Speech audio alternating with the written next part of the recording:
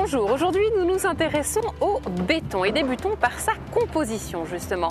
Le béton est le mélange d'un liant hydraulique, le ciment, de granulats, le gravier et d'eau. Concrètement, l'eau crée une réaction chimique au contact du ciment qui, en durcissant à l'air, lie tous les composants en un ensemble homogène et monolithique. Et saviez-vous à ce propos que ce sont les Romains qui furent les premiers à expérimenter ce procédé?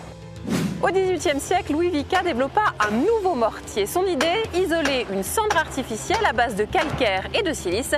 Il l'appliqua ensuite avec succès sur des parties d'ouvrage d'un pont en construction.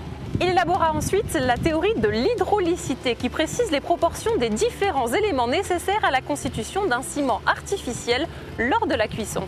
Les fondements du béton armé trouvent leurs racines vers la fin du XVIIIe siècle. L'assemblage de deux matières à la fois différentes mais complémentaires, le béton et l'acier, sont à l'origine d'un mariage réussi.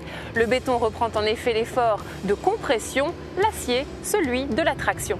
Mais revenons à notre époque. Nous trouvons aujourd'hui un panel très large de types de béton remplissant chacun un rôle bien précis. Il y a d'abord les bétons courants, les bétons lourds qui protègent contre les radiations, les bétons de granulats légers qui permettent un gain de poids et une isolation thermique, les bétons fibrés qui améliorent l'homogénéité, sans oublier les bétons à haute performance, les bétons autoplaçants, ainsi que les bétons fibrés à ultra haute performance.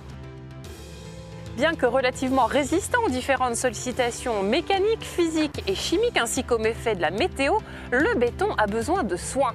Le béton doit être à la fois bien choisi et bien mis en place pour être durable. Les entrepreneurs valaisans perpétuent ce savoir-faire.